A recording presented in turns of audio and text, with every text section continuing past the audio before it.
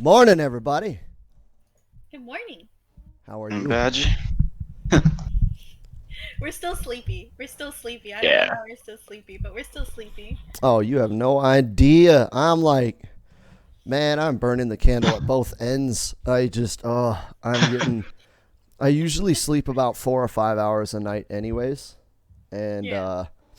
like doing the streams and then editing videos like immediately after. Like my days are like 15 to 20 hours or whatever. Like it's ridiculous.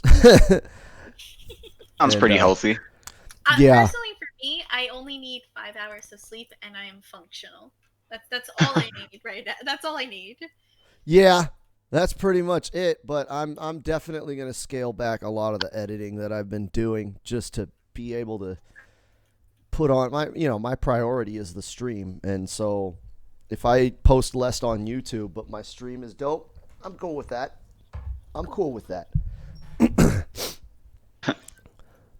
So I need stream. we are. Lazy. What's that?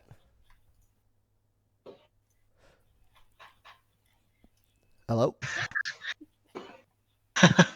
Oh, I thought I Creative think was he's trying to say something. I was like, Oh no, yeah. I thought you were saying something. oh, my bad, my bad. No, you're good. Going ahead. Dude, we're literally like 2 days from Aftermath now. Like, Yes, we this is are. We are. happening. This is happening. It is not a drill, everyone. It is literally happening. Like, Like, yeah, like this is it. We're we're mhm. we're in the final countdown. And so I think hype levels are at their utmost, although a lot of people I'm talking to are saying that they're not even touching the game until Tuesday, which Which I I find find ridiculous.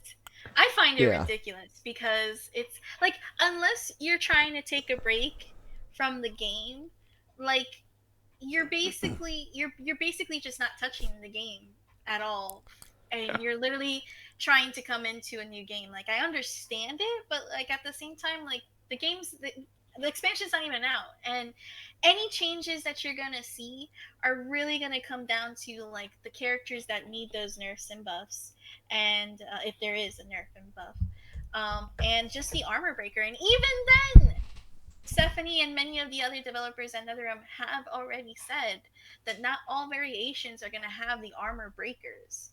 So, Really? I thought in the podcast they said that everybody was going to have one, but that it wasn't going to be like a combo extender or a crushing blow. Like some of them are just going to hit and that's it.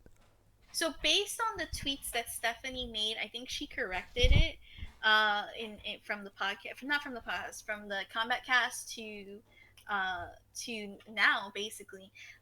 Almost all variations will there's going to be a difference. There's going to be a normal move and then there's going to be a special move. But as far as when it comes down to variations themselves, some of those characters won't have the armor breaker move, especially if that move is not available in the other variations. So I'm kind of thinking, like, for example, in Jade's Untamable, there's a chance that we may not see her have the armor breaker only in Untamable, but not in the other two variations, is what I'm thinking. Oh, that's Yeah, I'm kind of a just hoping. letdown. Yeah, I'm Yeah. really hoping some characters don't get screwed by that, because especially how they had said that some of them are only going to be available in particular variations. Oh, what happens if like a character's worst variation just happens to be the one that doesn't get a breaker? I think that would be real. That would just really suck for that particular variation. Yeah. Well, I think the big letdown is like, okay, some variations don't really need it. And if that, like with Spawn, let's look at Spawn. He's got the armor breaker on the one variation that doesn't do any combos. Mhm. So Yeah. it's like, what's the point? Like, well, you're not even putting a band-aid on an open wound. You're just kind of ignoring the open wound to tend to a paper cut. So it kind of brings into the idea that, like, what exactly do they have planned then for this? Because obviously, based on the combat cast, we could definitely see that Scorpion and Sub Zero have it. They do have it, and I think it's part of their. It's actually part of their normal moves, if I'm not mistaken. Yeah, Um, for Scorpion, I think it was back three, and then Sub Zero was forward four. that's an interesting concept, and it looks like they're gonna give, so like any of the buffs, and this is like quotation marks on the buffs, any of the buffs that they're giving seems to be to help the frame moves. So for example, his back three looked a little faster, if I'm not mistaken, from what I was understanding. um, looked a little faster to help with the armor, with the breakaway armor breaker. So I'm assuming that that's the type of buffs they're gonna give to the majority of the cast. And it's like, do you really want to do that? It's now you're like you're fixing the problem, but you're kind of not fixing the problem. Like, I'm still excited.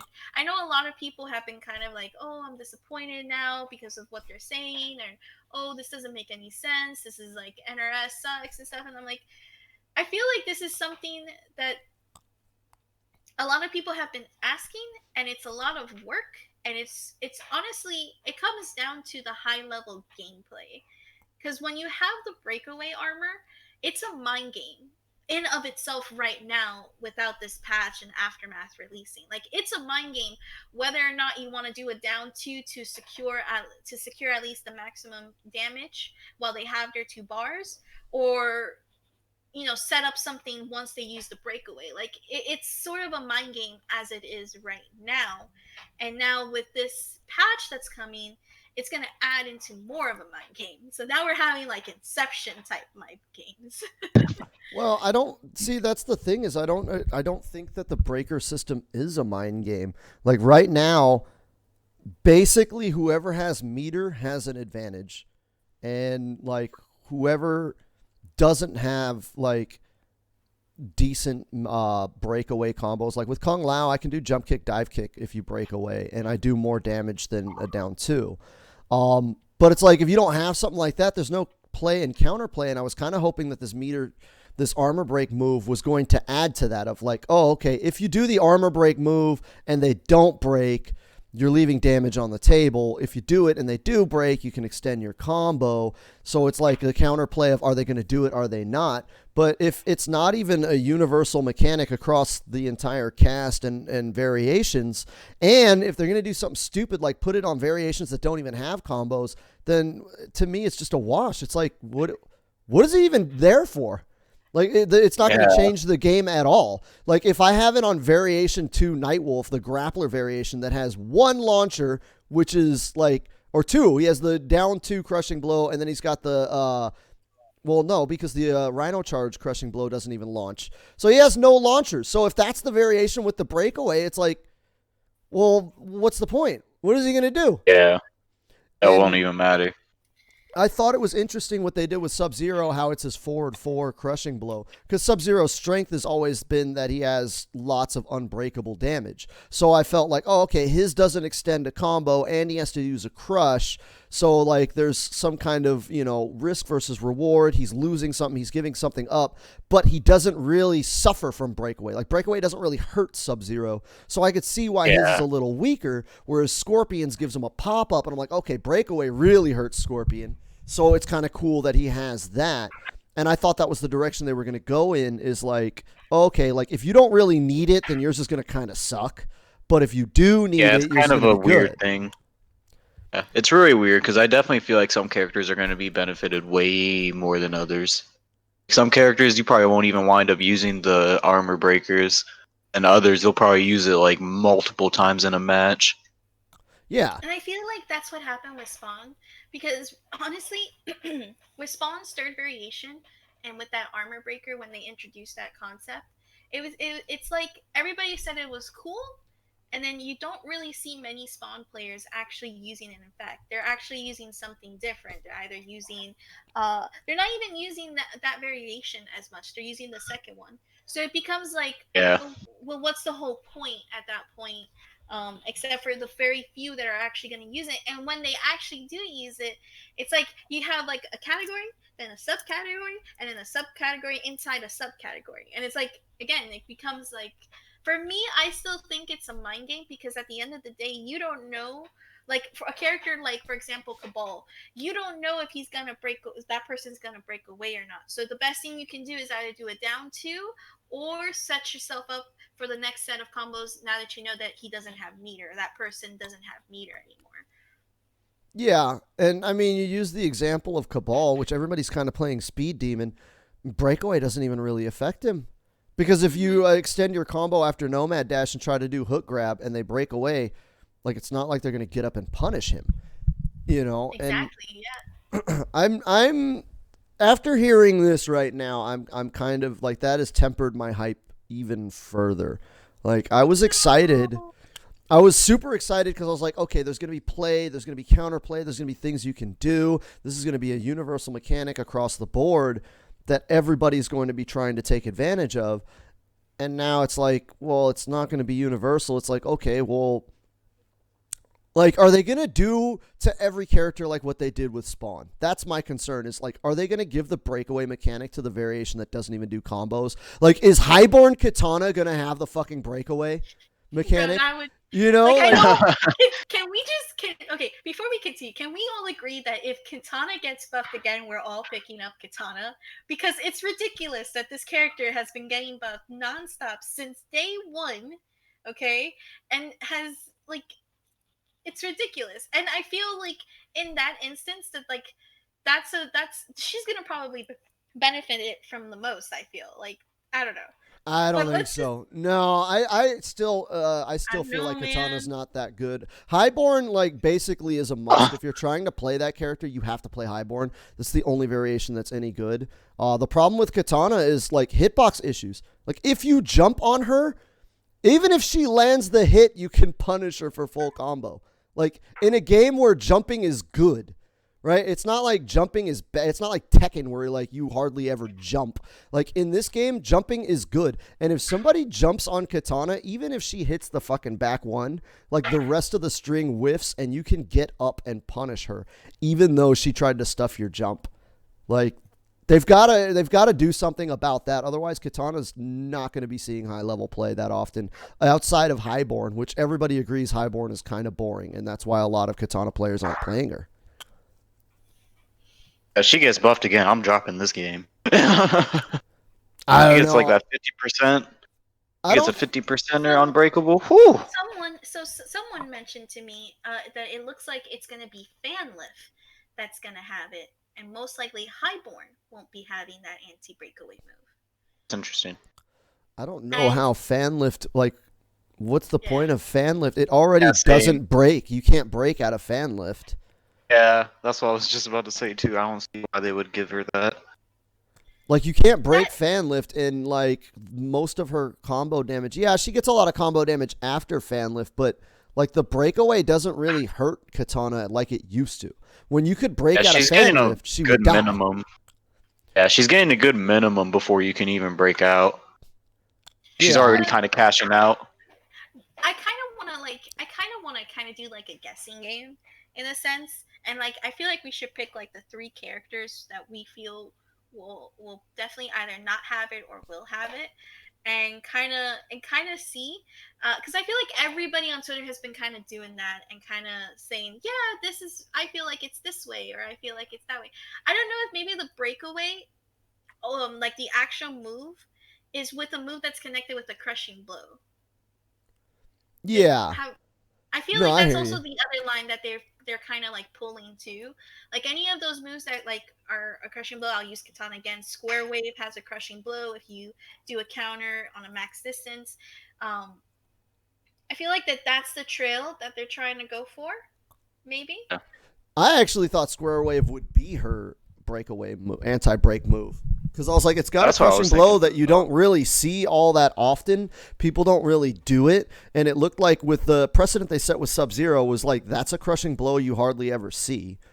So I imagine like with Katana, I thought that that would be it. But if it's fan lift, I'm like, that just sounds dumb. Yeah, it just doesn't sound. I want to say impractical because I mean, there's also going to be a patch, so I don't know. Like, I think I might just wait because you never know. What if they end up changing the properties on it and it ends up doing something different, or something slightly different, or it works different in combos? Because that also crossed my mind when Saki had mentioned how Scorpion's back three looked a little faster, and they were discussing it on the stream. I also thought his back three looked a little bit faster, so now I'm starting to think maybe they might implicate like different frame data for particular normals or specials when they're included in combos. Well, one thing a viewer pointed out to me was that they actually float when they break away. They said if you notice and you go back and watch, when they do the breakaway, they actually kind of float for a second, a little bit longer than it's not like instantly falling down. Like they break and the character kind of hovers for like a split second and then drops, giving you time to do some of those moves. So I don't know if they're necessarily going to make those moves faster. I think it's that the breakaway is going to last longer. So you may be able to. It sounds That's like true. That's a game changer. And if that's the case, then I don't really have a problem with like not having anti-breakaway tech. Because right now it's like you do your move, they break away, they get up, they blow you up, and you're like, oh fuck, I get punished for trying a combo. But if they float a little bit, if they float a little bit longer, then that means that if they break away, they may or may not have time to get up and punish you. Oh. And not only that, like it'll also give you time within your combo to confirm that they're breaking away and then stop. Yep. Because with Scorpion's back three, I was thinking about that too. Because like if the breakaway is like normal speed, you really have to commit. Either going straight for the back three right away, or you're going in for like the standing 4-1-1 spear, something ending with spear. And I feel like that's pretty easy confirm if they're trying to break away. So that definitely would help for cases like Scorpion. You know, like I'm pretty sure we've all been there. You're getting comboed by Scorpion. You wait, you see that spear start to come out mid combo, and then you drop and punish. Yeah. Which is the dumbest. That's one of the biggest, dumbest mechanics that they've added to this game. I don't think you should ever be punished. Fast. You should never be punished for landing a hit. Like, you should be punished for being wrong. Absolutely. Like, you did something dumb, and I'm going to punish you. But, like, I feel like the breakaway mechanic as it is, and hopefully not as it will be, actually makes the game harder for new players. And I know they added it to make it easier for new players. Like, oh yeah, if you're fighting someone who isn't paying attention and they just do combos and they, you can break away and actually have a fighting chance. But what that really does is it screws over new players. Because I'm telling you, and Sonic Fox said it in his stream, he's like, dude, there are matches where they literally, I have a perfect, they get no damage until they break. And you think about that, if you're fighting a player that's stronger than you, you're fighting so hard to get that opening, right? You're fighting so hard to get that launch, and you're like, oh, finally, I got the launch. I can set up Oki. I can make a comeback. I can do this and that, and I can maybe even win. And then they break away and punish you, and you die. And you're just like, oh, well, there goes my opportunity. Like, I literally had no chance. No chance. I had a chance with my one opening, and now that's gone. Yeah, that's definitely the frustrating part. I feel like I feel like it doesn't limit themselves to like I feel like that also doesn't limit itself to breakaway. I feel like that limits itself that goes to itself when it comes to like the wake up buttons, the hard knockdowns, and actually throw teching too. I still to this day don't understand who is plus after teching, because the person that teched.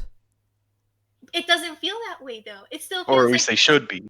It should be, but it still doesn't feel that way. To this day, I will tech right, and I will still get punished for teching right. Yeah. Well, it depends on how fast your buttons are, because I think you're at like +1 or 2, and when I get throw teched by someone with slower normals and they try to punish me or hit me after throw teching, I have fast buttons, so I stuff them. And I don't think it has anything to do with them being minus and me being plus. I think it's just like I know my buttons are fast. Yeah, I like to play it safe. Honestly, after a throw tech, I'm backing up. Yeah. So throw techs are +2 actually. +2. Oh, okay. +2. But I still feel like it's the idea, it's the concept and the principle. Like, you're still getting punished for following the game fundamentals, and it's like, well, then what's the whole point of trying to do these fundamentals? Better to just eat the grass. That's what I've been saying for months. I just take the throw. I'm like, no, if I make a hard read, I'll neutral duck to blow you up and all of that. But I'm not going to sit there and throw a button out on accident, like as a fucking coin toss, and now you have a crushing blow loaded and I'm still flipping coins. Fuck no, I'll take the 140. You're not hitting me with a combo. Imagine not taking the throw from Baraka and then deciding to eat 40%. Yeah. You know, like I'm just gonna take the 140. I don't care. I'm confident enough in my neutral play that I'll bring it back and I'll make that Yeah. damage up. But there's Especially no with some way. characters, man. Like, some characters it sucks because their throw Oki's terrible, so it's just like they're at a disadvantage if they throw you. Right? Like the worst thing you could do with Baraka is grab. Like Baraka never wants to grab, and yet it's such an integral part of his game plan. But once he Yeah. grabs you, he lost everything, and now he's got to sit there and slowly blade spark his way back up to you. Low tier Raka. Right? That character is so slept on, though. You cannot tell me that character is not slept on, because that He has character. very I stupid don't think he's damage. slept on. I think He has he's stupid bad. damage, but I feel like it's just his overall tool set is what holds him back.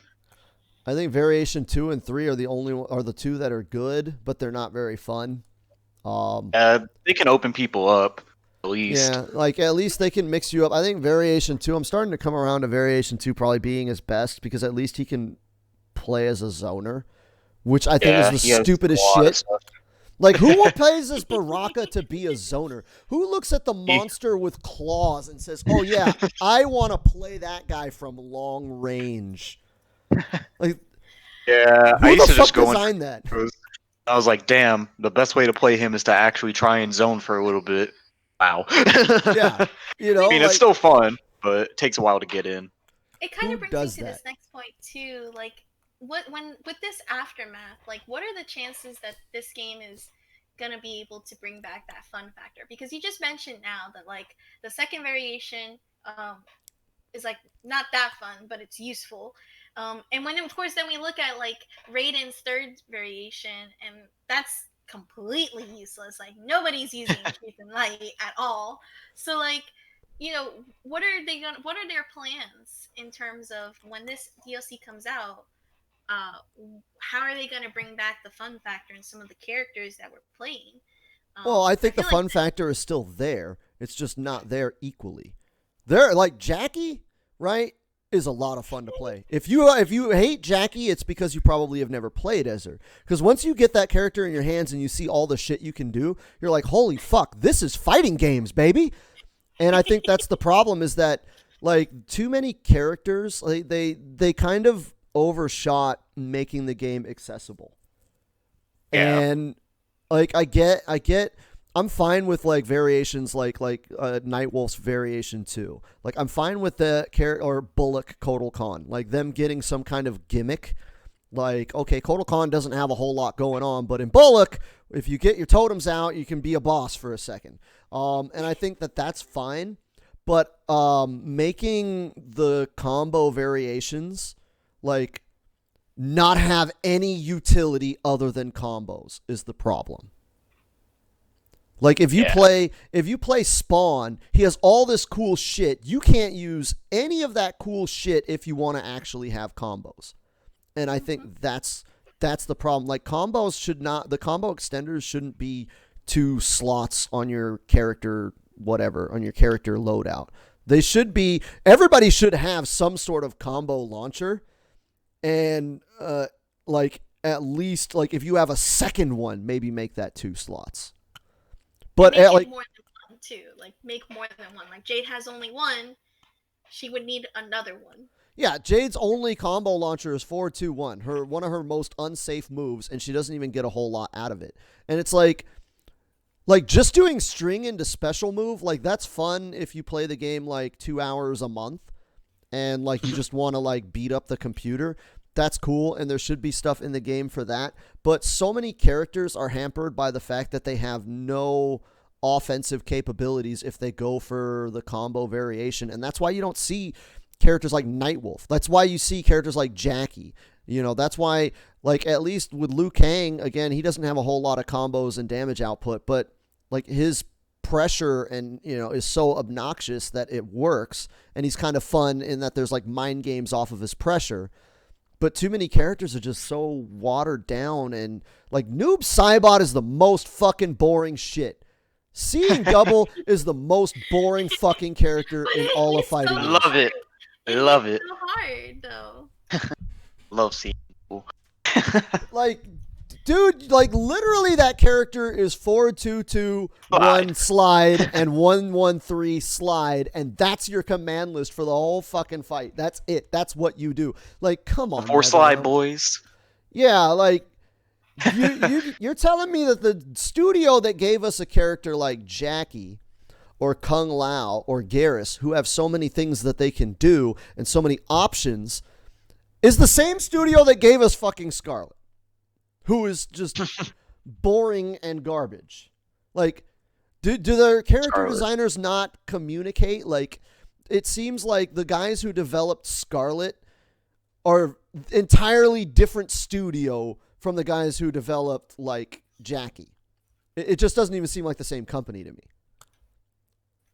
Yeah, no, I completely understand that. Makes sense. You know, like, you look at Kano, and it's like, dude, you look at Molotov Kano and he has all these cool things. Imagine if Molotov Kano actually had fucking combos. Like, how much fun that character would be. Like, yeah, okay, a lot of people are playing Molotov Kano because it's effective, but how many of those guys would be switching to Rat Bag if that was the meta? Yeah. You know, but it's like, because, I mean, how interesting and how fun is it to just do down one fucking acid? Forward one acid. Like, Yeah, you're I feel like literally doing a move into a special the whole match. Honestly, Saki, you can go. no, like honestly, I feel that too. Like part of my reason I hate Kano is just like it's always the same thing. It's never something different, and it's like I can't I can deal with it, but at the same time, that's all he's doing in that variation. That's all the Kanos are doing. Either down one into a special or acid into a special. That's literally all you guys are doing. And then Kano Ball is the same thing. Kano Ball is like, frick it, like let's go. YOLO it. I don't care. Well, I think We're- that plays into the robbery factor, because there are some characters that don't take a lot of skill to play, and when you get beat by that, you feel robbed. Like, so I look at, like, when I fight somebody that plays one of those, like, kind of simplified, like, goofy characters, and I'm like, dude, I literally spent months and months practicing combos and setups, and, like, none of that matters because you just did down one acid 3 times in a row, and now I lost. Mhm. Yeah, Like- it's one of those. It's like effective simplicity. It's like, where do you want this game to go? If you want this game to be like the big esport thing, like you want, like Warner Brothers seems like they want this to be their esport. They want this to be their Overwatch. But it's like, I was talking to another streamer, and he's looking at my channel, and he's like, dude, you always have like 100 viewers, 200 viewers. I can't get one. And I was like, dude, listen, let me put it to you this way. Nobody wants to watch Kano backdash throw knives and then acid. Like, nobody wants to watch that. Nobody finds that entertaining. If you're in a tournament and that's what it takes to win, I am not faulting you for do that. Do that. Win your money, man. Win the tournament, right? That's not your responsibility to make the game look cool. But if you're trying to be a streamer, dude, nobody's going to watch you backdash and throw knives. Like that. Like, I'm not trying to talk shit. I'm just telling you the truth. One of the reasons why people watch my stream is because I do all kinds of crazy, flashy combos. You got to do that shit too. And I think it hurts the game. NetherRealm games already have a bad reputation of being just mindless spamming. And when half of the cast is that, like, what the fuck are you supposed to do with Kano? Like, what the fuck is he supposed to do? If you want to play Kano, that's what you're supposed to do if you want to win. So it's not the Kano player's fault. But when somebody comes onto Twitch and they're like, oh, I want to watch a streamer. Oh, I liked Kano in the story. Oh, this is how you're supposed to play him? Just throw knives and splash slime on them the whole match? Like, that's what he does? Like, nobody wants to watch that. Nobody finds that exciting. I actually had that same conversation with another streamer, and it's interesting because people say, oh, but we want to watch Combat League. Like one streamer told me, like that they really only have an audience for Combat League, and it's not even about Combat League. I think it's more about, like, nobody is gonna want to watch a Liu Kang or a Jackie, unless you're literally an Elder God and you're playing against high level sets with another high level player. That's really what it comes down to. If you're just playing Combat League and you're just going through the matches with any of the top tier characters, like again, Liu Kang, Jackie, very much of the common ones, nobody's gonna really wanna be able to enjoy the stream unless you have a really good personality to back that up. And I think that that's what it's like. It's just like the sucky part of streaming, right? But going into just the characters themselves, it's like you're really gonna only want to be able to have fun with the character if you actually pick up the character and put it to work and actually like have fun with them and whatnot. Fighting against them's not too fun, but again, like you said with Jackie, nobody's everybody who hates Jackie probably hasn't really touched her. Like they'll still hit Jackie, but at least they'll know that hey, she's pretty fun. Like I can understand why you want to leap through the air full screen and Well, just the impressiveness of it. So like I labbed Jackie. I played with her a little bit, and I'm like, dude, this character is not easy. And when I started seeing like high level Jackie players, I'm like, dude, these guys are fucking godlike because they're literally doing shit that I'm struggling to do.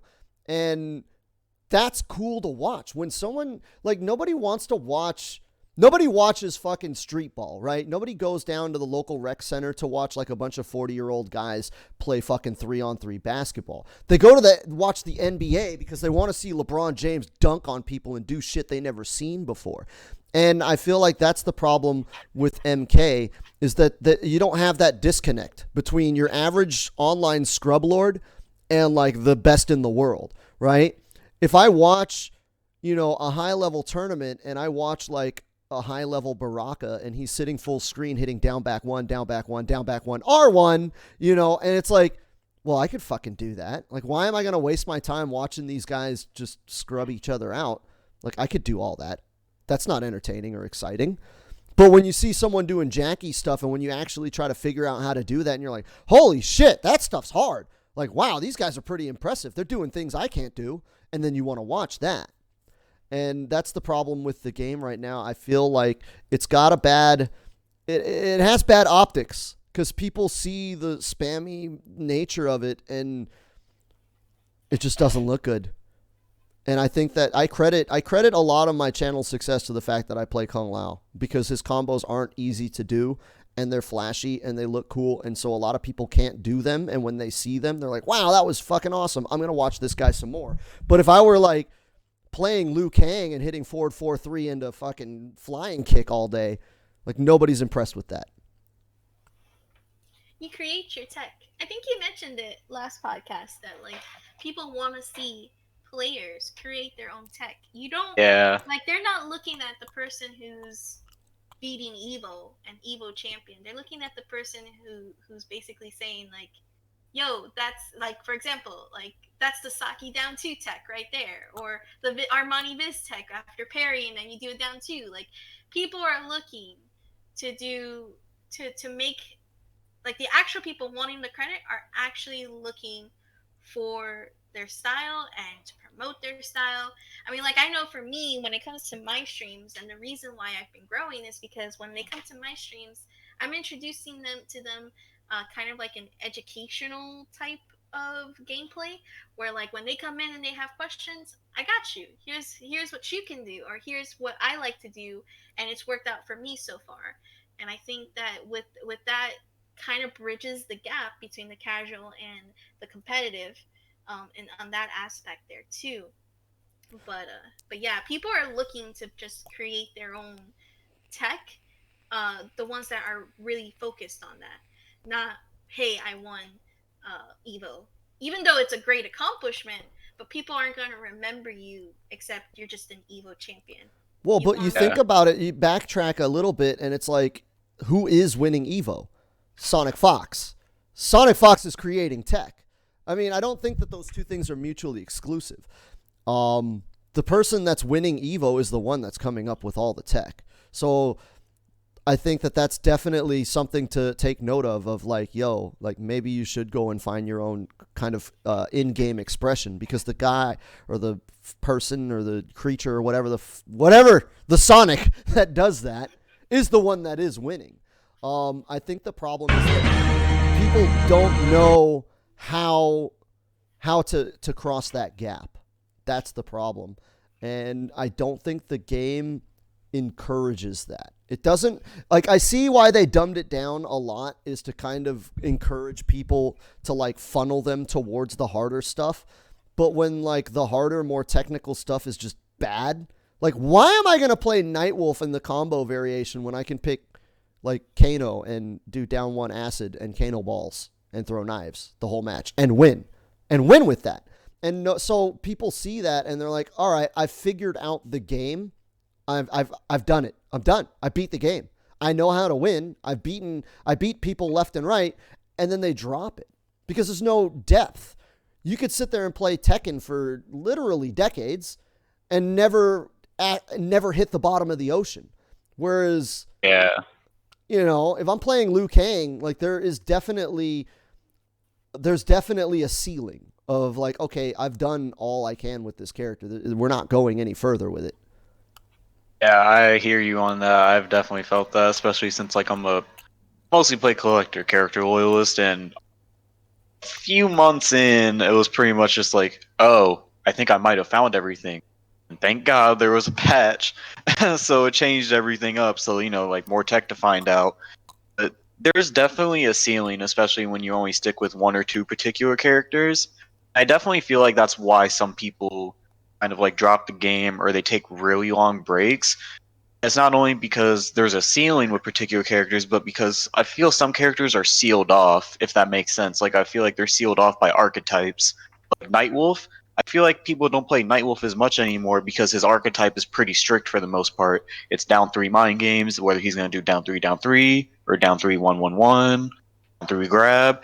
And I feel like being stuck into a particular archetype like that only is going to make him, or it's only going to make particular players gravitate towards him, and I feel like some other characters might have that same problem. It kind of adds in towards the ceiling. So Hopefully, with this armor breaker that they're introducing, we're gonna see that. I'm really excited, regardless of how I know the feeling, because with Jade and even Sindel, you know, like the game just doesn't allow you to kind of express yourself, and it doesn't help you express yourself as your style, as your player. You're basically trying, like, once someone has reached the top level tech, everybody's just trying to replicate that tech. There's no real way or individuality, or again, there's no, once you have the move that sticks, there it is. But hopefully with the armor breaker, that will change. I mean, I'm still looking forward very much to this expansion. This is going to change the game up, and I think that it's going to bring some new like flavor to the game, and I think it's going to do it for the better. But just because I'm optimistic and I really believe in that, you know.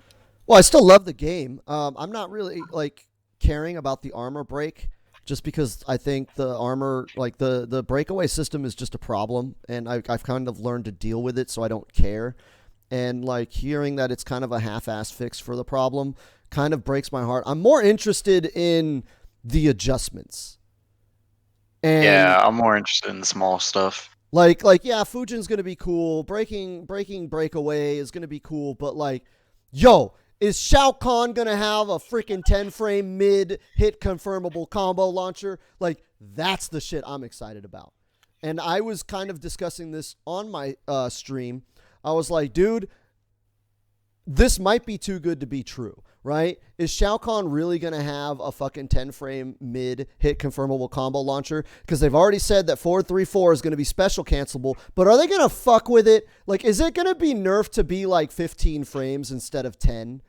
You know, like, are they going to give and then take as much as they gave? And that's what I'm concerned with. Because if they gave Shao Kahn 434 a special cancel, I'm like, yo, that character instantly jumps to like competitive in the top tier. But if they nerf that move and make it slower, then it's a wash. Like, he's still just as shitty. Like, why'd as you he even was. change him? Yeah, like, he's still going to be just as shitty. Like, I feel like if they gave more characters access to good moves, fix the frame data, make it to where everybody can not necessarily compete at a high level, but actually use their command list. Like with Nightwolf, it's like, dude, do you really want to just mash out down threes into 1-1 and grab all day? Like, make forward 110 frames. Okay, it's got long range. So what? That's his strength. He's good at that range. He can get in your face really fast. His jumps are shit. His zoning isn't all that great. So fine. But like, if if they buff his damage or whatever, or they give him a new move, but he's still just down 3-1-1-1, like, why am I going to fucking play that character? Exactly. Just the character depth and those archetypes just keep you constricted. And I've definitely tried it before when I had initially first got the game with Collector. I tried to play him differently than what his archetype allowed me to. Long story short, it did not work out well because you have to stay to a character's archetype. It doesn't really allow you to have your own flair or personality with the characters. You need to stay strict towards what it is that their toolkit allows you to do. And I feel like that really stops a lot of players from continuing. Me personally, it's not a problem, but I know it is for other people. Yeah. And no, I agree 100%. Like, you want to express yourself. I mean, your name is creative. Exactly.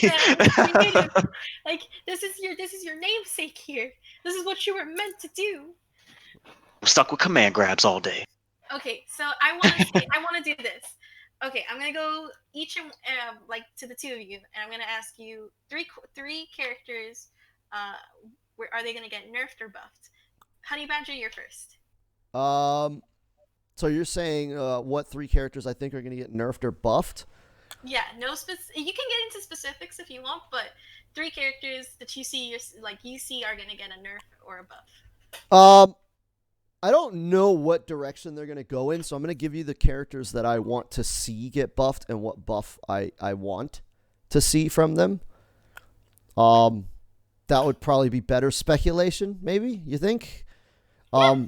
Because I think Scarlet needs to get buffed. She's bad. Like, really, really bad. She's not unplayable. You can win with her, but what I want them to... Yeah, it's tough. It's so hard. You have to be so much better than your opponent. What I want to see with Scarlet is I want to see forward 4-3 not have a flawless block gap, and I want to see forward 4 be 11 frames. What is it now, 13? Yeah, it's like 13 frames. I want to see it be 11 frames so she doesn't have to worry about getting mashed on. I don't want the flawless block. You can keep the flawless block gaps in everything else and just take it out of that one string, and I think she'll be fine. And then I want to see, what's that move that she does where she does the blood explosion and it launches you in the air? I want to see that just be a regular launcher. Like, she can launch you in the corner with it, and that's fine, but, like, give her something nowhere else. Give her something else to do other than, like, fish for 2-1-2 and then, like, forward 4-3. Forward 3, by the way. It's her back forward. Yeah. Okay. Yeah, I think that should just be a regular metered launcher. If they want to, like, make it a variation specific thing, at least give her a combo variation so that way there's something more than just forward 2 into Blood Ball, forward 4 into Blood Ball, forward 4-3 into Blood Ball. Oh, they can flawless block, back to forward 2 Blood Ball. Yeah, because unless you get like either a really good whiff punish or they just happen to get hit with something that's like a stray hit, nobody's getting hit by her 2-1-2 launcher mid-screen. Like, most of the time people are avoiding it, and then it starts off with a high as well. Like, she could definitely benefit from some good mid-screen combo ability. Like, yeah. I mean, I guess they kind of neutered her because she has the heal mechanic, but as we're finding, like, the heal mechanic is really a non-issue. Like, even if they want to, they could tone down the healing. I would rather tone down the healing and just have her be a more solid character overall. that sounds like a decent trade-off. I feel Saki. That like when regards to Scarlet's healing, if you compare it to like Shang, Cabal's Variation 3, and Kodo, like she's not in a bad spot. She has to amp it to get any healing back. For all of the moves, actually, if you kind of think about it. And whereas Kodo literally only has to throw up a sunbeam, gets 3 sunruns, and you're good. You know, like... Yeah. Thing grabs you.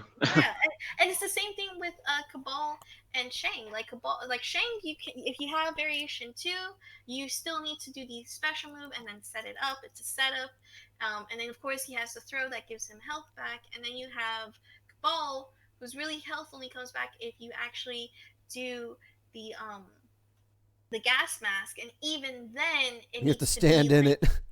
yeah, you have to amp it and then stand in it. So I don't think that it's like her healing is the issue. Does she get a lot? Yeah, but she has to work for it compared to literally the one character that can get a full screen, like a full bar in like 30 seconds. Well, but the problem is if they made her a more solid character, her having that powerful of a heal on top of being solid would kind of break her a bit. But the thing is, at the end of the day, like maybe make it a variation specific thing where she can have a good mid-screen combo option but not have a heal. Or like have the heal be lessened. You know, I actually think that's Hemorrhage. That is actually Hemorrhage. Hemorrhage right now does not have many of the healing options. She only has the back forward 2, I think, and you have to amp it. So that would technically be on Hemorrhage if that was the case for the combo potential. Yeah. I feel like the character, she's kind of teetering on the edge of being broken. And like I get doubling down on their gimmick. Like they want every character to feel different and play different. But the problem is, like, with Scarlet, she's either going to be really, really bad or she's going to be a problem.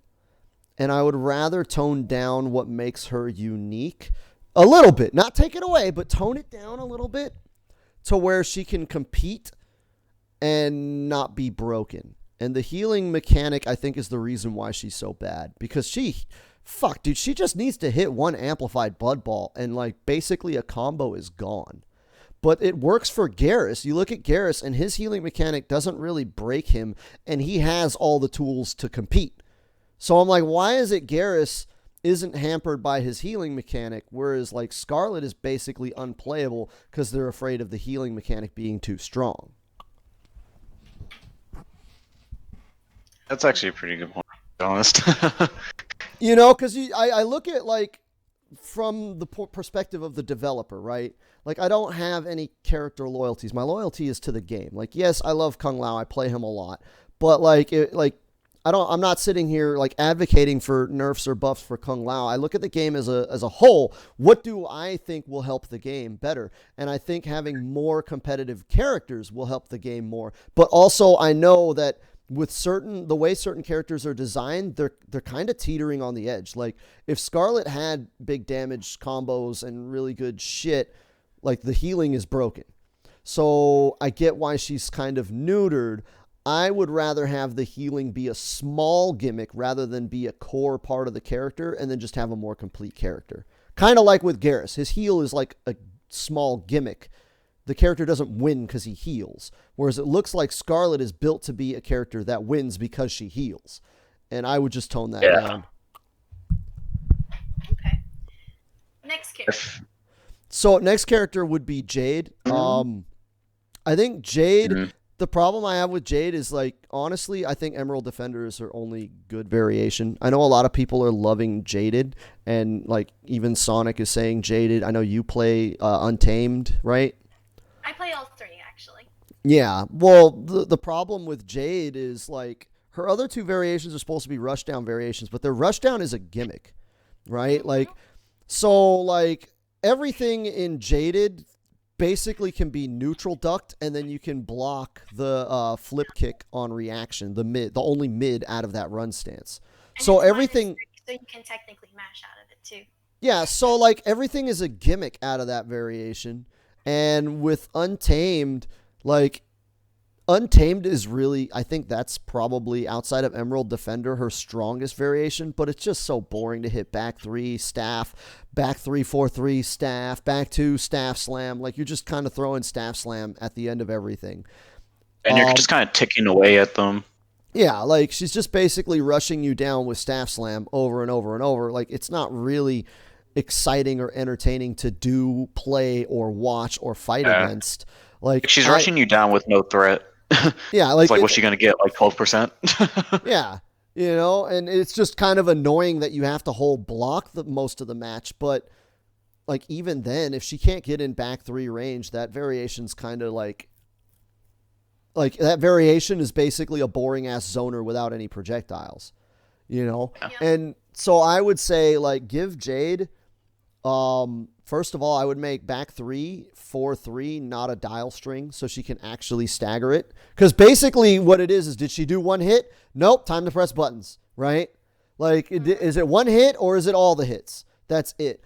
I would make it a staggerable string and then give her some sort of, it's like Sonic said, give her some sort of launch option, like some combo extender in the other 2 variations. I don't think Emerald Defender needs a combo extender, but I think like Jaded and Untamed absolutely need combo extenders. And that back 3, 4, 3 be staggerable. And I think that character would be good to go. Emerald Defender, I feel like, does its job. It's like a good counter pick, particular characters, but then outside of that, it's like, what else does she really do? Yeah, like all she is, they're zoning me with, Cetrion or Scarlet. Okay, I'm going to go Emerald Defender and shut that shit down. And she's just good for those few counter picks, and then it's just like, oh, I'm in a matchup where I'm not a counter pick. What do I do? And I think it's fine for a variation to be matchup specific. I'm fine with that. But as a complete character, I feel like every variation should be able, like you should be able to main a character and be able to outplay matchups based on your variation. Right now, that's not the case. It's like, okay, I main Jade, but I'm fighting a bad Jade matchup. I need another character. Yep. Yeah. That's basically where I'm at and why I picked up Sindel and Katana. Because the cover for Jade.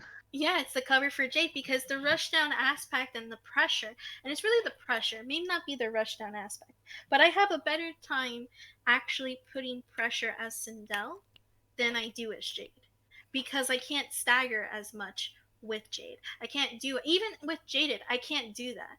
And it's like Badger said, like Jade, the only cool thing is about Jaded and it comes to like the pressure is that you have a +3 kick, but people will mash at you, people will duck under you. If you try to do the pole vault, people are gonna actually like again mash on you. You don't really have your turn back even if it's -30. And then in addition to that, you can't even do cancels because it's not a real cancel. It's not like a Cabal cancel where he's still like I think +1 and he can still take his turn, So and everything could be neutral duck, like you just duck on the bitch, just duck. If she does the Jaded, flip, like with Jaded, like it'll jail, but get jails from her back 3 string the plus kick. But the thing is, not only do you have to time it perfectly, if they know the tech for that variation and they stand block it, they have like a good reaching poke. They're gonna beat you because they can just mash, especially if the poke doesn't have like a hurt box to it. If you stand block that plus kick, it pushes her back too far and she won't be able to poke some characters. She definitely needs that application more. I feel like they need to get rid of some of the pushback so that her plus frames are real plus frames. I personally feel that Jade is a nerfed down version of Cabal. It's basically Cabal, just like super nerfed. I can kind of see where you're going with that. Well, because basically you're just mashing back 2 instead of back 1. Yeah. And actually, I can see it now. I'm thinking about it more. Cabal has practically no gaps, and Jade has gaps. Cabal also has 3 variations that can do kind of a mix-up. A very small mix-up, but a good mix-up nonetheless. Jade has only 1 mix-up, and that's a gimmick mix-up in Emerald Defender. And then when it comes down to Mean Streak and Speed Demon, character can just do whatever you want with him, especially with that cancel. And Mean Streak is like Jaded, except again, he's literally safe on everything, whereas Jaded is just neutral duck. You're not gonna get fucked up. Well, I don't have a problem with Jade not having a mix because her space control is really, really good. Like you shouldn't rely on mix with Jade to get damage. Yeah, like, Jade can control the neutral. She can control the neutral very, very well. Like way better than Cabal. Cabal cannot control neutral at all, like on the level that Jade can. The problem is like Cabal can get payoffs. If he lands the hit, like Cabal fucking hurts. He's cashing out. Like if Jade lands the hit, what the fuck is she gonna do? Like I'm not scared. Like fucking, I'll just take the hit. What are you gonna do? 20%? I don't fucking care. Well, speaking of Jade's neutral, they need to do something about Wiggle Stick. Why is it a high? That's the other thing. Because that thing would be broken as a mid, even if the fucking second or third hit was a mid. Dude, she the could first lock hit needs you to stay down. high, but I feel like the third hit should be Because you No, can I watch think that thing whiff all day and sit there ducking, and then, I damn. I still think that whole thing should be a high because of how much space it controls, dude. If that thing had any mids in it, like you could literally hold someone in place with that thing if it were a mid. Like you could just mash back two, back two, back two, back two, and they have to hold that until the pushback pushes them out of range. And then once they get back in range, you go back two, back two, back two, back two, back two. Like if that thing was a mid, it'd be stupid. I think instead of making that a mid, give her a better mid. I feel like back three is what, 10 frames? It's not advancing, but it's 11. Like I'm fine with it being not advancing as long as she can stagger with it. So that way, when she's at certain ranges, it forces the player to know the character's spacing, right? If I'm at this space, I use back two. If I'm at this space, I use back three. And you kind of have to alternate between the two and know your character and spacing enough to use both tools. But like if back two was a mid, there's no reason to never not do that. Even up close, like, oh, at the range where you would normally do back three, fuck it, back two, it's a mid. Fucking lock them down. Like, you would basically be watering that character down to that one move. Yeah, the more I think about it, I feel like only that third hit should be a mid, because at least that way, if you're already neutral ducking, see it start to come out, you can poke real quick if you're already ducking, and that way if they catch you already blocking, you're getting jailed into it. That makes sense. If the last hit were a mid, I can understand that because you've got two hits to hit, to confirm whether or not you're going to blow it up with a poke. But I don't think any other part of it should be a mid at all. And, I would rather it being just a buff mid back entirely. Yeah, the first and second hit, if either of those were to be a mid, and it would be a little bit too crazy if you'd ask me. Like, you should have some form of a counterplay for it, though. Like, it shouldn't be like Collector standing 4 as a mid. Right? Like you Imagine that. Stand 4 mid. Mash it. Third character, Badger. So the other character that I catch a lot of flack for this, for saying this, but it would be Sub-Zero. And so the general consensus around the community is everybody wants Sub-Zero's back one to be a mid. Or make his back three faster, like an 11 frame low or whatever. I disagree with all of that. I think if back one were a mid, then that means he could lock you down with that. With the range that it has, I don't think it's... Like, people complain about Cabal having his ranged ass mid, that he can just kind of space you and control you and lock you down with it. But it really doesn't have that much range, and it does leave itself open to jumps. Whereas Sub-Zero's back one will catch you jumping. Like, that's how obnoxious that move is. If that were a mid, he could literally lock you down and stagger you with back one the whole fucking fight and never have to use any of his command list. That would easily be, like, top 3. If that back one were a mid. Yeah, got that range, and he can just check you with it until he gets into mix range. Right? Like, he could just check you with that, even at close range. Like, he could just check you with it. What stops him from abusing it at close range is the fact that you can mash on him. And, the same thing with his back three. If his back three were faster, the problem I have with that is it would homogenize him too much. It would make him kind of play like other characters, right?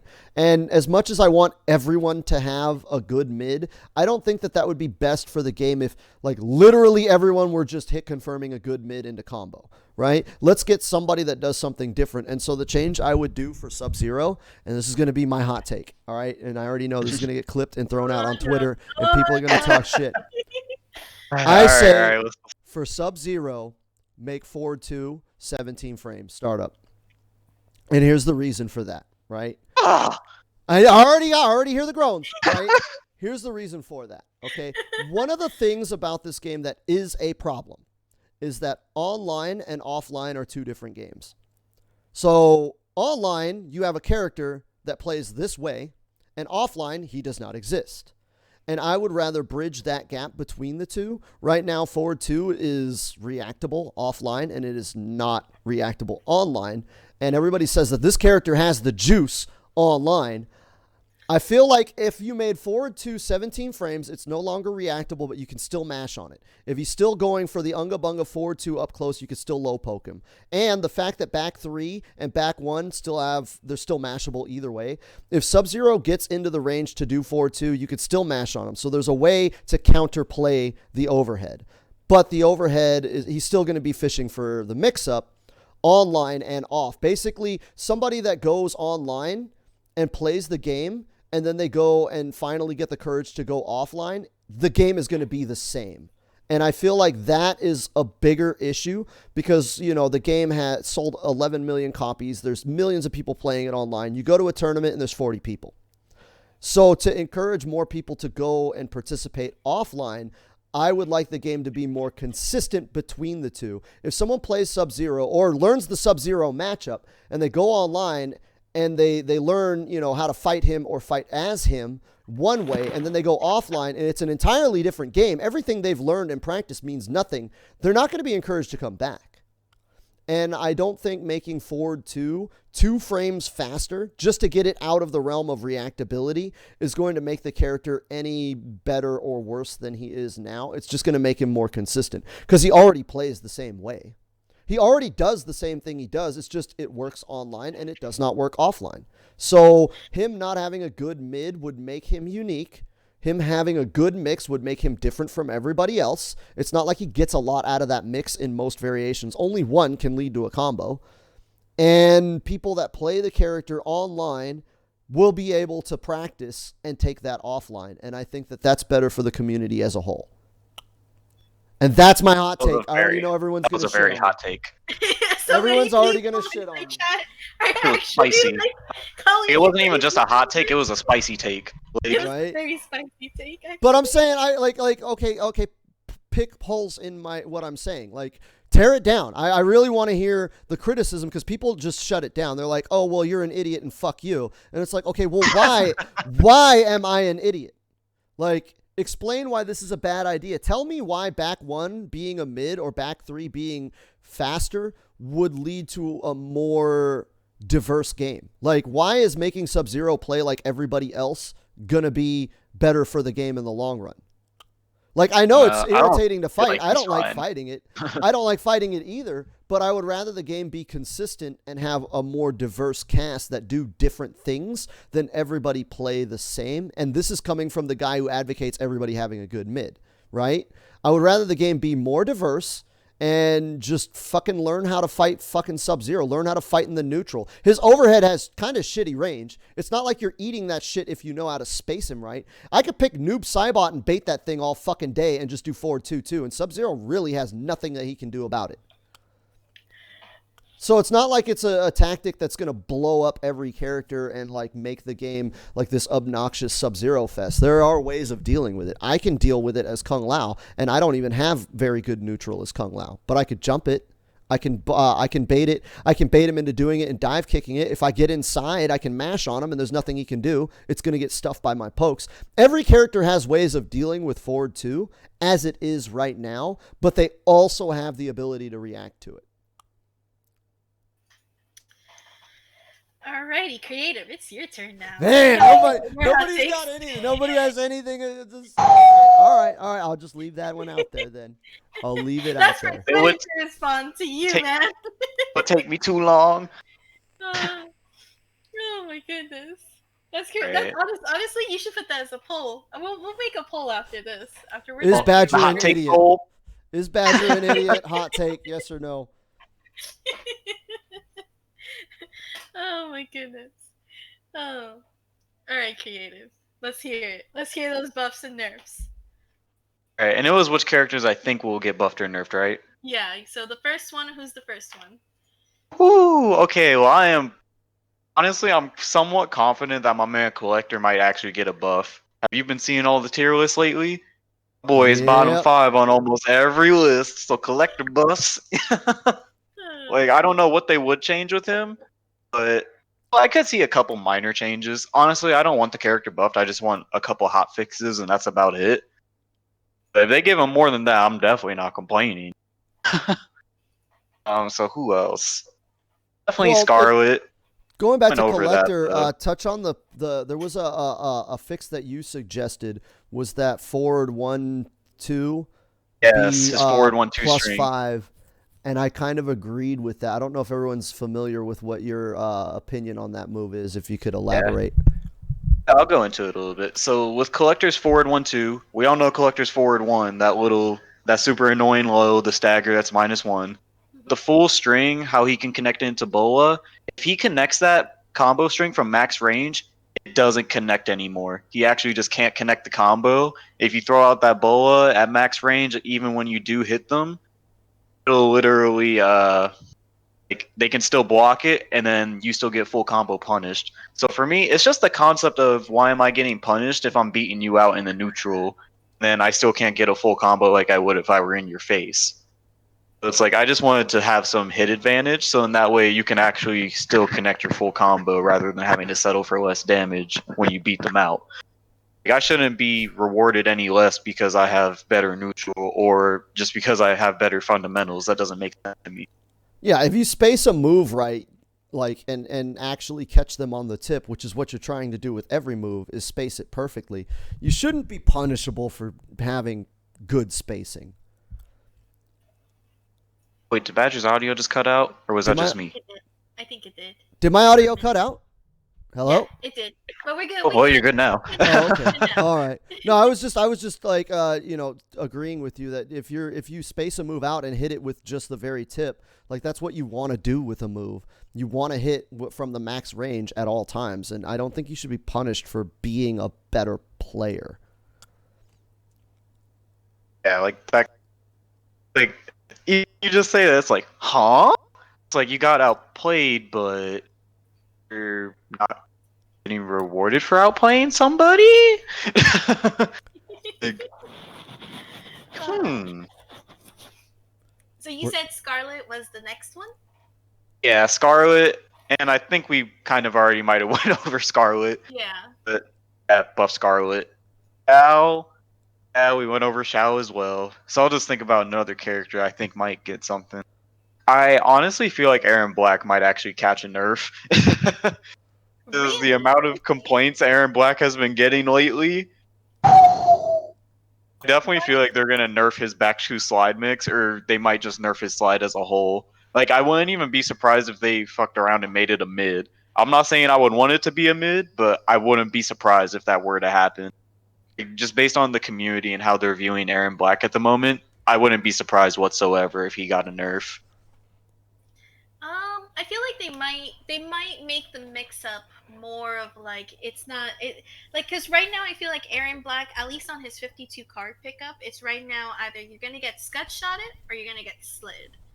And I think that I think they're gonna try to make it so that either if you're doing, I think it's not either you're gonna do the overhead. Like, I think they're not gonna have the whole overhead mix. I think you're gonna have to end up actually like a full mid all the way, or a full overhead all the way, and then you'll see the slide. Like, well, the I feel problem like isn't 52 card pickup. 52 card pickup's a fucking joke. it's The Scud shot's problem, the Scud problem shot's a is problem. barking irons and the fact that he can do back 2-2 into slide cancel into a fucking command grab. So you're doing a three-way mix. Like, yeah, back 2-2 into fucking slide, and where's the slide coming out and it's hard to react to online. Yeah, that's annoying online, but it's not really that good. It is a gimmick. Offline, that variation means nothing. Like, nobody's really putting in work except for one guy that's, like, even he's struggling in tournaments. But barking irons, now that people are starting to really explore it, and it's like, oh, wait a minute. I can do back 2-2 into slide, or I can cancel slide into a fucking command grab that puts you right back into fucking forward 4 and slide mix range. Like, barking irons is the problem. I think if anything needs to be nerfed, it would be barking irons. Not too sure about barking irons. His command grab can be OS'd pretty easily, though, off of his forward 3 string at least. Yeah, then the rest of it, like you had just said, yeah, it puts you right in his range on Oki. Off of the slide, like doing forward 3 tick grab, like that's whatever, right? That's a gimmick. But the fact that he has, and that shit is hard to react to because you're reacting to the slide, right? The slide cancel, he flashes gold, and you're like, what the fuck is going on? What do I do? Do I block? Do I do this? And then he command grabs you, or he goes back into back 2, or he just goes back into another slide. Like, just because, at least with like other characters that have a cancel, like with Cabal, like when he cancels run dash, it's like, okay, he's either going to hit me with a mid or he's going to grab me, right? With Jade, it's like, okay, she's either going to get plus frames or she's going to cancel and maybe grab me or maybe go to another mid. But with Aaron Black, it's literally a 3-way mix where he only has to guess right in one of three ways, whereas you have three ways you could guess wrong. Because you're mixing between overhead, low, and grab. Like, that shit is cheap. If anything needs to be nerfed, I think barking irons needs to be dealt with. Because people can literally have no neutral and no fundamentals and just blow you up with that. Like, just go in there and flip a three-sided coin the whole match and you've lost. Because you guessed wrong on a three-sided coin. That was not in your favor. It doesn't favor you. He's got to guess right on three different things, and he already has the ability to kind of guess because he can look at what you're doing. If you're standing blocking, he could just go in the direction you're not blocking. He's got all of back 2-2-2 into the cancel. He has all this time to kind of react to how you're defending, and you have no time to react to how he's going to attack. You have like a split second to say, okay, he's going to do this, I'm going to do this. Whereas he's looking at this, he's doing back 2-2 and saying, all right, well, he's stand blocking, so I guess I'll just let the slide rock. Or you know what, I'll just cancel into grab because the slide and the grab both beat the stand block. And if you just stop doing the stand block, it just, okay, well, you know, now I'm going to go and fucking let back 2-2 hit and go for a full combo. Like, that mix just favors him so much. Like, he's so cheap. Yep. But everybody's bitching about the 52 card, and it's like, dude, 52 card is a fucking joke, dude. Listen, I'm not complaining about the slide because, again, you can OS it, and when it comes down to it offline, like, it's not the end of the world. You get me? But Scud Shot needs to have something. Scud Shot is just too strong. You can't tell me, like, if you told me that if when he amps it and he catches a projectile and then can hit you, I can be like, okay, that's the whole purpose of the amp. But this character can literally nullify projectiles and still get a free hit out of you on amp. And yeah, but the hit is so like mediocre, and that meter takes a long time to come back. Like, I don't know, man. I don't think Scud Shot's a problem as much. Again, I'm not a zoner, so that's my bias. Yeah, I think I find it hilarious when he shoots through boulders. Right. Or I found out this morning when I was playing Mr. Josh. I was playing Sindel, and her projectile that she does on the top, like she jumps and she does the projectiles. He's got shots to low. So you found out the hard way. I found out the hard way. I found out the really hard way. But I've always said that Scud Shot was a problem. Scud Shot is a problem. It is the only reason why when it comes to that variation, everybody picks it up. Yeah, but the thing is, I feel like Scud Shot is only a problem for zoners, and I don't have a problem with a variation that hard counters zoners. I think what it is that characters that are kind of zony.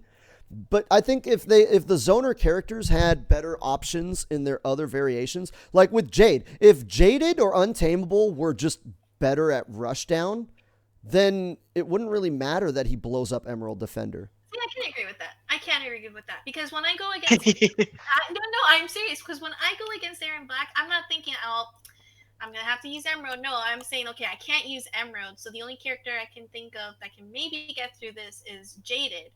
And I'm going as Jaded, but everybody neutral ducks me. Everybody can just, like, literally duck into a down 2 on my pole vault. Everybody can just react to my cancel. Like, bro, I don't get a break. I do not get a break.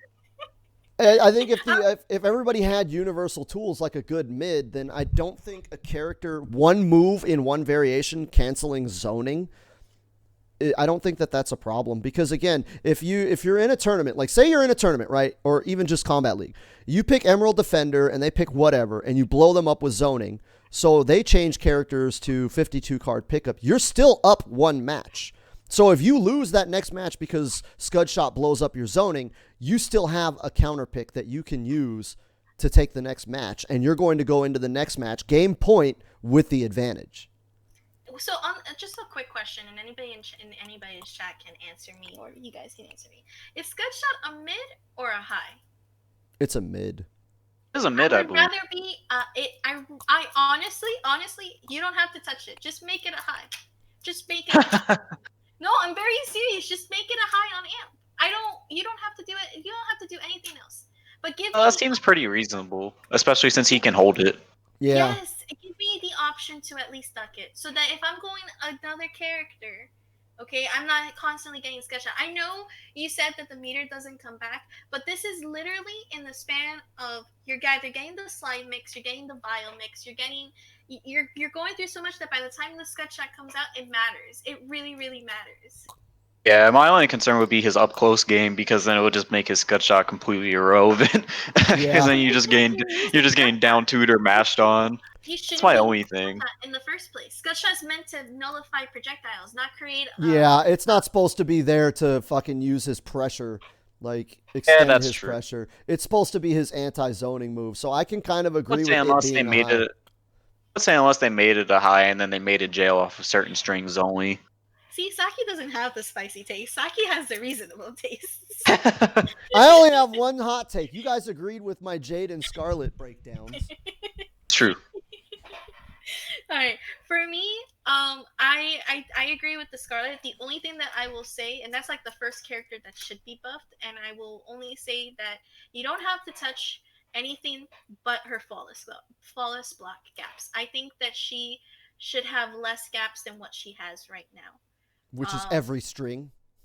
no, I Yes, would say Scarlet is. I would say like the strings that will matter, like I guess matter the least. Like for example, I don't think that the ones that I think it's her 4-3-4 if I'm not mistaken. I don't think that that shouldn't be flawless blocked. Like I don't think that's that it can be punishable. I'm okay with it being That's punishable. the low into the It's scythe swipe, right?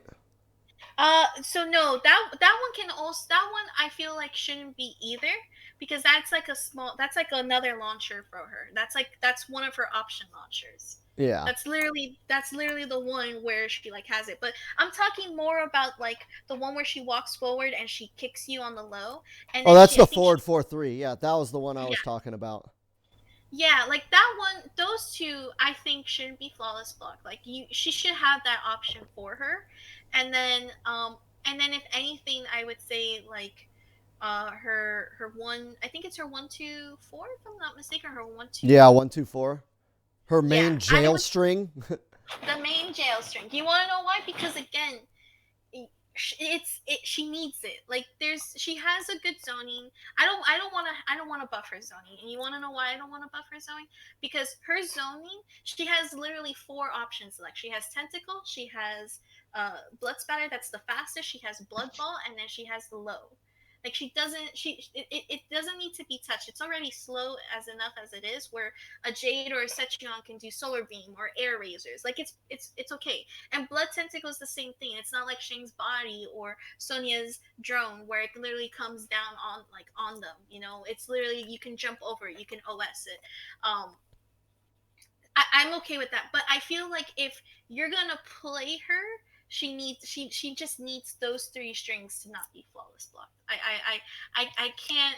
It is so stressful. I've been literally playing Scarlet lately, and it's so stressful that I literally have to do either blood ball and hope to God that I condition them to not do a flawless block. Hope to God. Right. If they flawless block it. That's. Yep. I think this Yep. That's touches your on an life. issue between higher level play and low level play, because a lot of people, they're like, "Oh, what are you talking about? Scarlet's good. I beat people with Scarlet all the time." And I'm like, "Who are you playing? Do any of them know how to flawless block?" Because once you fight someone that knows how to flawless block, like you basically have no command list. Like your command list is gone. Yeah. It's Really, one of two I cases. feel It's that either they're not that good or you're just a god with Scarlet. I feel Yeah. that way. When people flawless block my kicks, I'm like, oh shit. Well, I don't know what to do now. I don't know what to Right? do. It's like once they Halo. show that they can do it, you're just like, okay, now I don't have any offense. Yep. Yep. I gotta pray. Get on my knees and pray. My second character, I do have to say, needs to be another nerf to Jackie. I do think she should be reverted. I think, and this can go for everybody. I think everybody needs to go back to 1,000 health. I don't think the health did anything except buff Kodo, honestly, and that's it. Like I think if anything, the health was just trying to band aid on the fix, and it never really worked out. Wait, I thought you said you wanted to nerf Jackie. You want to buff I did. Jackie? Okay, okay. this is where I say He wants a birth. A I want a birth? bird. Yes, that's a weird ass word that I will never use again. Uff. I feel like she needs to be punishable more, and I don't. If I'm not saying about the upgraded, like I'm not saying the leaps and upgraded. I'm actually saying more about the dash punch, and I think it's the one where they trick you and they bait you. I'm not sure if it's back forward. I'm not sure if it's back two or back four. You're talking I'm about sure, back but two too, the elbows. yeah, I think it's that one. I think that like fuck neutral tool needs to be more punishable. Like I would say maybe like as punishable if you really want to keep her in top tier, as punishable as Liu Kang's, where it's not so has where like it needs more recovery from that block. Because I feel like upgraded is upgraded. And honestly, when you're Jade, you can OS it where you can put on purple and you don't have to deal with all of that chip damage that she's trying to do, and you can get the opening. But I feel like if you nerf her where she has to either leap or she's on the ground, she can't have both pressure. She just can't. I know some people have said, well, she's not really easy to pick up, and you're right. But the amount of pressure and the reward that she's getting is really insane No, because I agree. I she agree can literally 100%. chip you out and she's winning. She chips you out and she's winning. Yeah, no, I agree with everything you're saying that a lot of people are complaining about upgraded leaps and all that. And I'm like, no, the problem with Jackie is that she is at worst minus like 5 on everything. She's plus on like a couple of strings. Her problem is not the leap. Her problem is the fact that basically first round KO is pointless because the whole point of that variation is that she uses the sways to extend her staggers. But her frame data is so like hardly negative that she could stagger without the sways. So now we're giving upgraded basically all the tools that first round KO has, right? Because she could sit there and stagger 4-3, 4-3, 1-1, forward 1-2, 1-1, 4-3, stagger all day, and her frame data is so like ridiculous that she never has to sway. And so why would I pick first round KO and like give up the leap to have an extension on my pressure when I can just pressure for free? So I agree. I've said the same thing as you many, many times. Yeah, because again, I like, interesting enough that you say that. I know of a couple of Jackie players who were playing first KO Jackie and have actually switched over to upgraded Jackie. And it's like it's again, it's there. There's no reason for them to work that hard when they have the leaps. And again, I feel that the leaps were already fixed with the defense meter because now you're making them caught like spending resources, and now it can be more of like, okay, it's a mind game, yes, but they're spending resources, like at least there's that like fairness, right? But I don't think that she should be so good with pressure and both on the air, or sorry, in the air and on the ground. Like you there needs to be a balance, and right now that's the balance that I feel like that they should be touching up on, not on the leaps. And we had Cherney here, obviously wanting to give his 3 cents, but that's fine there. You can stay there, Cherney. You gave your cents in another podcast. But yeah, and then as my third character, I would have to say it would need to be Kodo. And I don't think Totemic or Ascension should be touched. I think that those variations, those two, are not bad. I don't think that they're horrible to deal with, and I don't think they're weak either. But I do think that Bullock's gimmicks need to be toned down. I think that I think that the amount of healing, it's like what you said, honestly, Badger, when it came down to Scarlet, like it wouldn't be so bad if, you know, the healing wasn't so much and the totems buffs weren't so much either. People have told me, oh, but you can punish the totems. Yes, but the totems are still there. So, like, I'm not really punishing them in reality. I'm just literally giving him damage on a totem that's already there, and that damage is still low. Like, that damage is still Yeah. Well, I If think Bullock touches you first, like if Bullock touches you first, and he already had like a damage totem out, and you haven't hit him yet, yeah, GG's. Well, I think the issue is less of a problem with Bullock and more of a problem with the characters you play. I think if the characters you played were better, Bullock wouldn't be an issue because I don't have a problem with Bullock. I get in his face, I blow him up, and it's a race, right? I have to kill him before he gets set up. If he sets up and I allow that to happen, I lose, right? But the thing is, you play characters that are trying to play, like I'm trying to run a race, and you play Jade, who's trying to run a marathon, right? Jade is trying to drag the match out so long that I get frustrated and make a mistake. And that's literally what Bullock is also trying to do. So it's just a bad matchup for you. Like Bullock counters your character's entire play style. But there is literally, and I'm gonna name you 5 right now. I'm gonna name you 6. There's Shang, there's Cetrion, there's Jade, there's Kitana, there's Sindel, and then there's Scarlet. That's already 6 characters off of the roster. Let me keep going. Guess what? Those characters are all zoners. Again, I don't have a problem with a character, a variation countering zoners. The problem is that those characters don't have a counter for that in their other variations. So if you're fighting Ascension and you're zoning him out and he's getting fucked and he switches to Bullock, and you switch to counter Bullock, like you can't. But even if you go into their non-variations, like for example, Sindel splitting hairs, like for example, Shang's Soul Eater, for example, another one, you can even do Scarlet's Hemorrhage, and that is still non-zoning because it's more of a, you have to kind of be up in your face for the buff. Jaded's Jaded. Like Jade's Jaded can't do shit.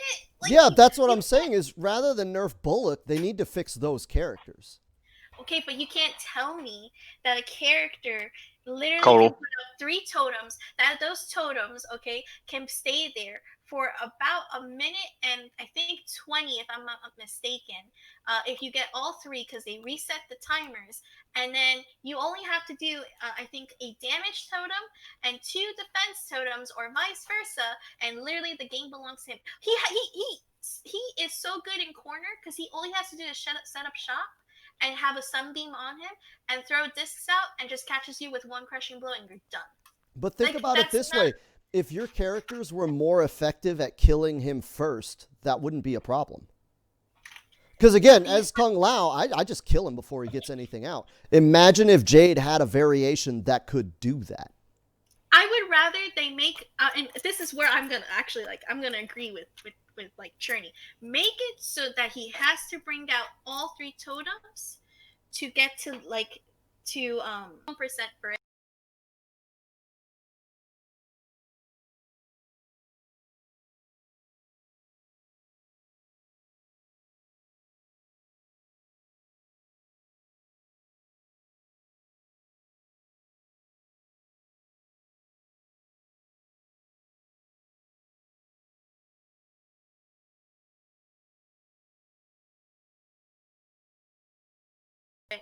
But you cannot tell me that it's still fair when I'm literally punishing the dude for bringing out a totem, but the totem is still right there. The totem is still existing for 10 seconds. Like there is literally nothing to stop him. He will take the hit and still have a sunbeam and the totem come out. Like that's not fair for the character compared to the rest of the roster. Yeah, they should have the functionality and the stacking of totems work more like it did in MKX. I feel like it would be a lot more fair and fit more into this game's meta than the current totems. My stream just went down. Holy shit. Oh no, well, I'm still going, so it's okay. Okay. All right, I'm going to try and reset my stream. Okay, no, they're saying it's back up. Yay! It must have been like some drama. It must have went down. I have no problem with Totemic.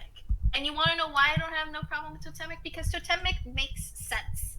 Totemic, you can put out all 3 of those totems, and I would not be complaining. Why? Because he has to hit me to actually gain the advantage. He actually has to work for it. I feel the work that he's trying to do. Even with the cat doesn't bother me. Like, literally his other variations do not bother me.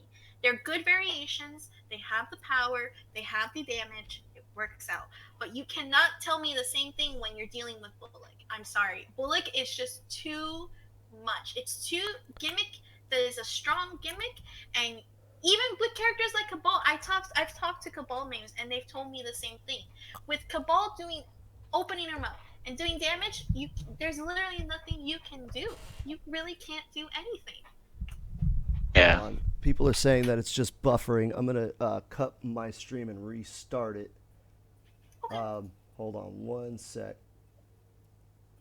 Yeah, I actually just refreshed my stuff. It Oh popped right yeah. back up. Okay. All right. Okay. I don't know what's going on. OBS is fucking BS acting up. OBS be acting stupid sometimes. But yeah. Sorry, I was trying to deal with my technical issues. No, I agree that he's a bad matchup for a lot of characters, and I do agree that it's unfair that he can just kind of walk over like an entire character.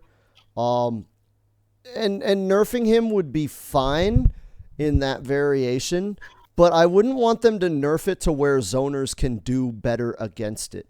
Because I think that whole variation is supposed to be the anti-zoner thing, and I would rather, like, if they touch it at all and nerf it just a little bit, I would rather they nerf Bullock by just making those characters he beats better. Because, like, if Jade had an option, right? Because right now, if he's Bullock and you're Jade, your option is pick another character. And I feel like Jade should be able to pick another variation and say, oh, you're going Bullock? Fuck you. I'm going to pick, Jaded, or I'm going to pick Untamed. And I would rather that than nerf Bullock to the point where zoners can beat him easier, because then all three of his variations just get blown up by zoners. And now the problem you had is just flipped on the Codal player.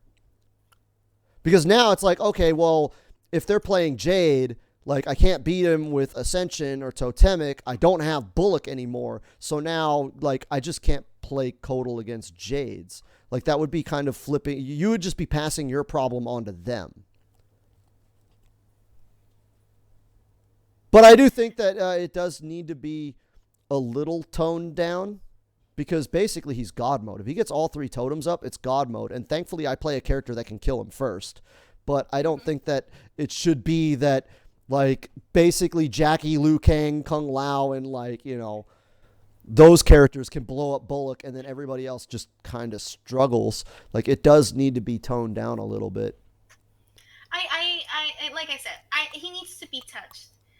As far as, like, whatever happens, right? Because, like, honestly, you have to, I do feel that, like, in this game, it has a really good balancing. I mean, for the most part, when we've complained about something, with the exception of Wi-Fi filters, the devs do kind of hear us and do kind of take it into consideration and whatnot. But I don't know. He just definitely needs to be touched. I think that it's just too much, and like, it's also a proof too that, like, a lot of these third variations were not tested when they came out and when they were released. Yes, they fixed some of the broken stuff, but most of the stuff that we are seeing were not tested for sure. And right now, Aftermath is, like, that chance to test it for sure. Well, I think they were tested, but they just weren't, like, 5 people in a QA office aren't going to find all the shit that 5 million people around the world are going to find. I think they were tested to the limits of what is possible with a studio. And again, they probably have more than 5 people on their QA team, but unless they've got millions on their QA team, though, they're not going to find stuff that millions of people playing the game are going to find. One thing you did touch on that I kind of wanted to mention was the Wi-Fi filter. And I think the reason why we don't have a Wi-Fi filter, because NetherRealm, they've said time and time again that their priority is making sure that the casuals have an enjoyable experience, right? That the hardcores are going to be hardcore no matter what. Let's try and convert casual. Let's make the casual experience better to convert them to hardcores. And I think the reason why there's no Wi-Fi filter is if there was a Wi-Fi filter, a lot of people are going to be waiting hours for a match. And I think a Wi-Fi filter is coming, but I think it's coming with complete crossplay. I think when crossplay leaves beta and it opens the player pool, right, so you can have more people available, I think that's when the Wi-Fi filter is going to come. So that way you're not waiting half an hour for a match. Yeah, it would be half an hour on PlayStation, but now we have all these millions of Xbox or PC players that we can pool from, and those that are on Wi-Fi can play with people on Switch. Fuck them. Yep. Damn, you calling out the Switch players. Okay, so I think what better way to kind of like close up the podcast, right, is who is excited for playing who? There's literally 3 people in this call right now. Who are you excited to play as? I think we're all excited for different characters. I know, that's why I'm like, okay, we gotta let everybody know at this point. Because of my hype. Go ahead, go ahead. No, you go ahead. I'll go first. Fujin for sure. Fujin for sure. Yeah. For me, it's definitely Shiva. Shiva is awesome. I'm all in on RoboCop, and the reason being is because, like, I haven't really found a zoner that I like. I've been playing a lot of Emerald Defender, but I don't really play it as a zoner. I usually just stay in the neutral. And so RoboCop will be the truth. Yeah, I want to play as RoboCop as a zoner because I think zoning is such a trolly fucking asshole play style anyways. And to play as a character that everybody's pissed off is in the game and mad and people are saying they don't want RoboCop in the game and to be a zoner with him, oh my god, the teabags will be legendary. Don't be arresting everybody. Right? I can't wait. I can't wait for RoboCop. Plus, I just love RoboCop. RoboCop. Let's go. Right? I'm really excited to see all the Easter eggs because when Terminator came out, what made Terminator cool for me was the fact that he had all these Easter eggs, and was like really funny and like I knew about Terminator, and recently I'm only finding out about RoboCop, and it's like he already has like a lot of the cool fun Easter egg stuff. So. Right? That's what I've said. People who don't like RoboCop are the ones that have never seen his movie. Because I'm like, if you watch RoboCop 1, you're going to be like, yeah, this character needs to be in Mortal Kombat. And if there's going to be a guest, I am so glad it's going to be RoboCop. I prefer no guests, right? I'd rather have Havoc and Takeda and all of that.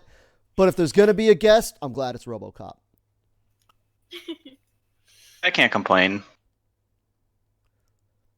But so I guess that's going to be it for the podcast. You guys want to shout out your social media real quick? Yeah, y'all go first. Okay, so for me, I actually changed it this time. You guys can follow me on Twitter and on Twitch at Saki Sakura TV. And yeah, we're actually going to keep streaming a little bit after this podcast, kind of just chill and play some more games before I head off to do some homework. And yeah. Badger. Well, I'm on Twitter. I have a YouTube. If you look up SoCal Honey Badger on YouTube, you will find me. And I post mostly tutorial content in dealing with fighting game fundamentals and basics and just like the vocabulary and jargon that a lot of people I'm finding have no idea what any of those words mean. So I really like it if you guys gave that channel a shot. If you're new to fighting games, there's probably a lot there to help you. But I'm also on Twitter. I don't tweet a whole lot because I'm absolutely terrified of getting canceled. But I do tweet occasionally. You know, I don't want to sit there and tell a joke and now everybody thinks I hate black people or something. Oh, Jesus. Oh. Badger. Hey, for the record, Creative is black, so like I'm friends with him. So, yeah. Don't cancel me. All right, and then let me pull mine up real quick. I think your Sub-Zero hot take is what's gonna get you canceled. Ain't gonna cap. Yeah, the Sub-Zero hot take is all that they need. Right. All right. And then, so for mine, my Twitch and YouTube, they're both Creative Royalty, and then my not Twitch, I already just said my Twitch. My Twitter is Creative Sucks because Creative Royalty was already taken. And there's underscores in that, right? So it's Creative _ Royalty Yeah, those there's of only you. an underscore for my Twitch. Oh. Alrighty, guys. All That right, was I'm so gonna fun times, yes. fun Talk team. times. Can't wait till next Sunday when we actually have content to discuss instead of Yeah. speculating on it. This was all Yep, predictions. next time we discuss, Aftermath is gonna be here. So- Right? We'll actually have, we won't be guessing. We'll be sitting in there fucking, man, they ruined Shao Kahn, the fucking motherfuckers. Yeah, probably. All right. Oh, Well, I'll catch you Chat. guys later. bye bye. Later, guys. All right.